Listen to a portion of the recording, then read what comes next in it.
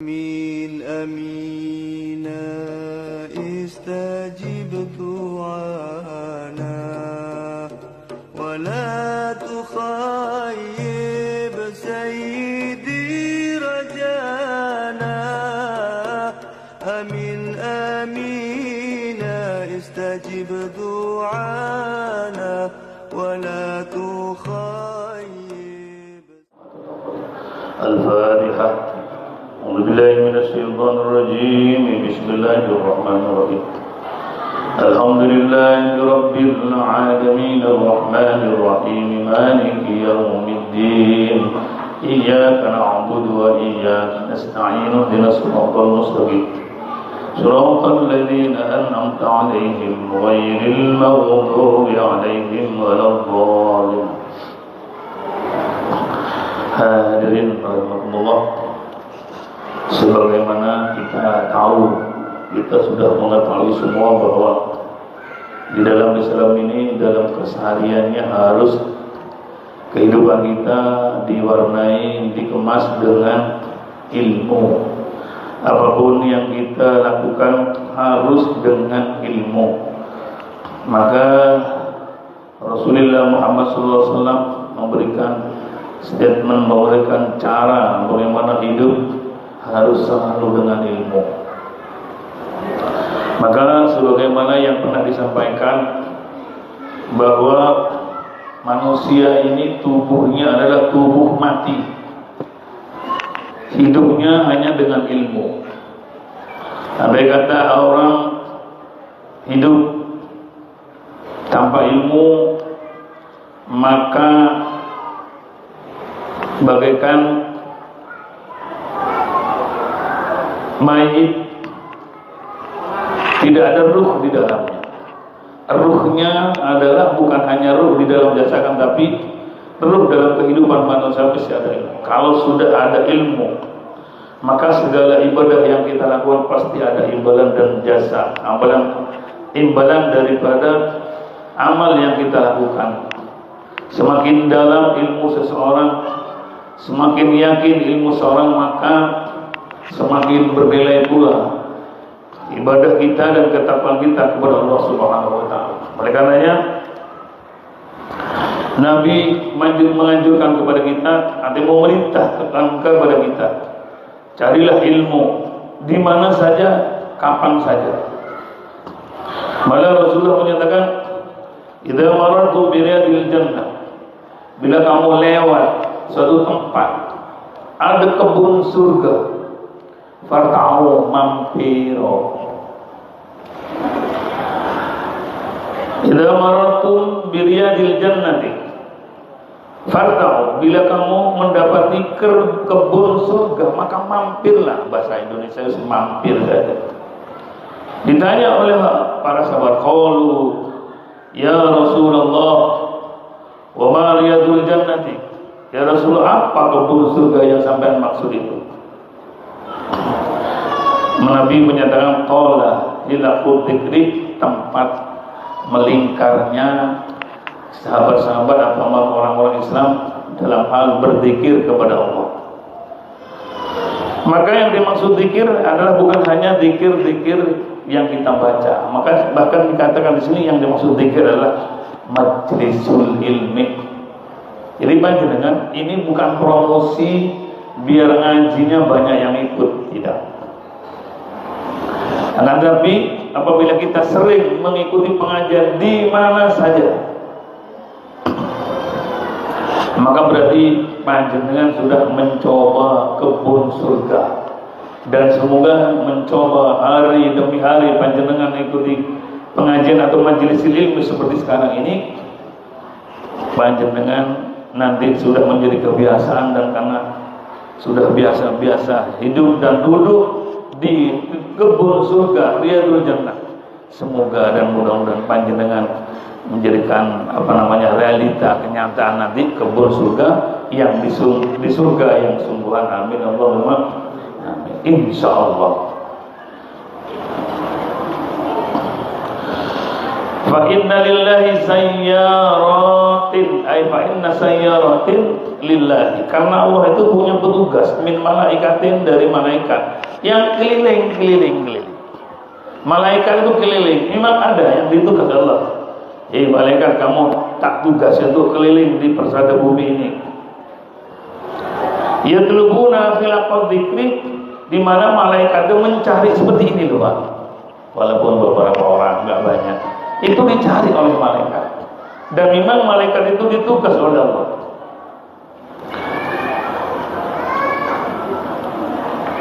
Wa idza atau alaihim, apabila malaikat itu menjumpai majelis ilmu seperti sekarang ini, hafau lahu ilaihim, hafau bihim, maka malaikat itu melindungi, menutupi dengan sayapnya orang-orang yang seperti sekarang ini. Ini dari hadis Rasulullah Muhammad SAW, bukan kok niku promosi dari pembaca agar supaya yang ngaji banyak, tidak, sama sekali tidak. Jadi mencari ilmu ini memang tidak ada batasnya. Selama kita hidup sampai kapanpun, minal mahdi ilal lahdi, perintah Allah harus mencari ilmu. Nabi bahkan sudah memprediksikan, walau bisin, utlubul ilmu walau bisin, carilah ilmu, tuntutlah ilmu sampai ke negara Cina. Tapi bahasanya pakai walau bisin, sekalipun di Cina. Sekarang bapak-bapak, prediksi Nabi itu sudah menjadi kenyataan. Coba panjangan lihat, apa yang bukan produk Cina sekarang, made in China. Coba sampai kalau ke Mekah, ada topi putih dibuka di dalam, ada made in China. Dia ada sorban made in China, mainan anak-anak made in China, semua laptop, elektronik itu made in China semua sekarang. Berarti Nabi sudah mengira besok akhir-akhir zaman itu akan ada suatu luapan ilmu yang luas yang ada di dunia ini, ada dari Cina. Beliau sudah memprediksi, sehingga menyatakan utlubul ilma walau bisin, carilah ilmu walaupun di negara Cina. Tapi hati-hati, ada bahasa walaupun itu kalau diucapkan di dalam fikih, ini kan hadis, kalau diucapkan dalam fikih walau itu berarti khilaf. Ada ulama yang memperbolehkan, ada ulama yang tidak memperbolehkan. Bila diucapkan kata walau di dalam fikih, maka itu terdapat khilaf pendapat, ada yang boleh, ada yang tidak. Artinya apa? Bahwa kita mencari ilmu sampai ke negara Cina itu harus betul-betul disaring. Apa yang didapat dari Cina disaring, karena bahasanya pakai walau di sini. Dan sekarang jaringan-jaringan ekonomi dari Cina dengan Amerika itu saingan, Bapak Ibu. Jadi di Indonesia sulit ditembus oleh Cina, bahwa ada istilahnya obor. Obor itu adalah suatu singkatan dari bahasa Inggris yang tentunya itu ikatan antar negara dalam hal jaringan ekonomi atau bisnis yang digalang oleh Cina, dan itu sulit untuk menembus Indonesia. Maka Indonesia digarap oleh mereka itu. Bagaimana sekiranya perekonomian ini Indonesia tidak menjadi penghalang, sehingga melalui berbagai macam cara Indonesia untuk ditembus oleh orang Cina. Tapi sampai sekarang alhamdulillah belum bisa ditembus dengan istilah obor itu. Mudah-mudahan Indonesia tidak diricu oleh Cina. Cina telah berusaha untuk menguasai ekonomi atau bisnis seluruh dunia ini. Jadi makanya Rasulullah menyatakan walau bisin, utlubul ilma walau bisin, carilah ilmu walaupun di negara Cina, walaupun, kata Nabi. Sekarang sudah mobil dari Cina, sepeda motor baterai dari Cina, Cina semua. Semoga kita hanya bisa mengambil manfaatnya, artinya tidak ada mudarat di balik produk-produk Cina itu, saya ambil manfaatnya. Bapak Ibu yang dimuliakan oleh Allah Subhanahu wa taala, sekarang kembali ilmu yang ada pada diri sendiri. Bahwa kita mempunyai kewajiban untuk mempelajari ilmu atau membekali diri kita dengan ilmu. Selebihnya dari itu kita punya kewajiban untuk memberikan ilmu kepada anak turunan kita. Apa jadinya ketika anak kita tidak dibekali dengan ilmu?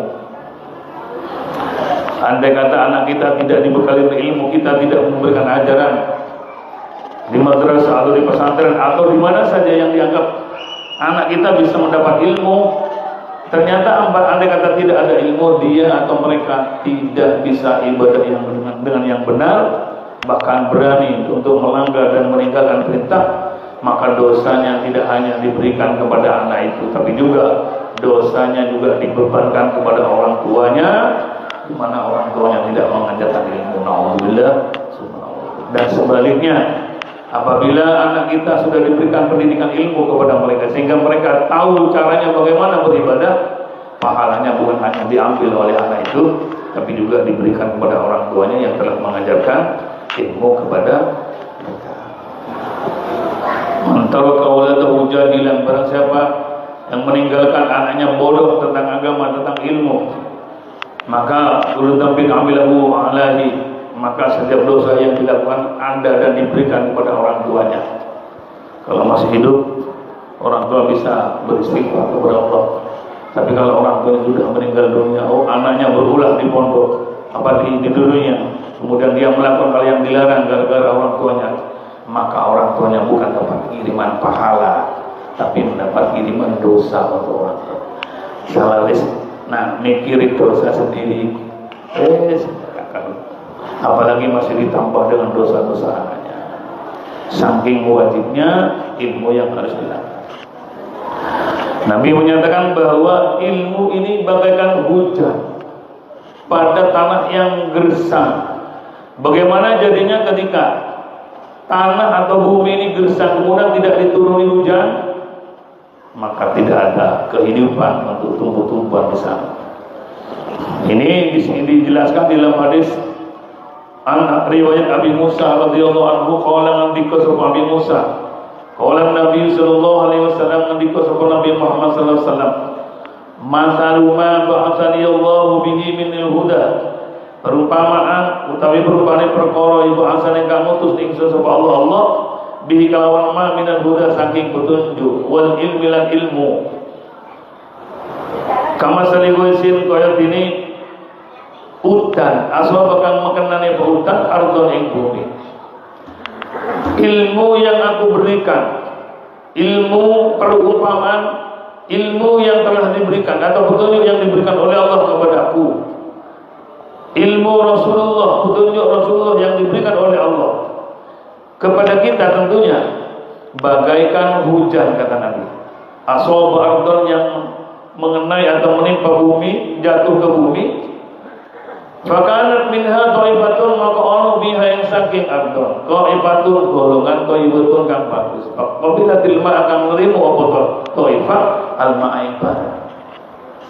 Kalau ternyata ilmu atau petunjuk yang diturunkan pada seorang atau kelompok, kemudian mereka bisa menerima terhadap petunjuk Rasul, dan mereka menerima tetap ilmu yang diberikan Rasul kepada mereka, yang diibaratkan tanah yang besar, fa'ambatat al-kalla, maka hujan itu dapat menumbuhkan padang yang asalnya gersang menjadi padang rumput, bahkan tumbuh-tumbuhan akibat dari air yang diturunkan dari langit. Begitu juga hati seseorang akan hidup dengan hidayah dan ilmu yang diberikan Nabi Muhammad kepada kita, karena Nabi telah memberikan ilmu. Kalau diterima dengan hati yang artinya gersang dan bisa menerima terhadap ilmu itu, maka tumbuhlah hati kita menjadi hati yang rindang, hati yang sejuk. Tapi andai kata hati kita tidak menerima terhadap ajaran Rasul, walaupun itu ajaran dari Rasulullah, maka hati kita masih gersang, Bapak-bapak. Jangankan kita yang memerintah untuk beribadah kepada anak kita, kepada masyarakat kita, orang kadang-kadang dari Nabi Muhammad saja tidak dihiraukan, tidak digubris perintah itu. Larangan jangankan dari kita, dari Nabi pun, dari Allah sekalipun, kalau memang hatinya hati gersang, maka hati kita tidak menjadi subur. Begitu juga bumi, apabila bumbunya gersang, bebatuan dihujani,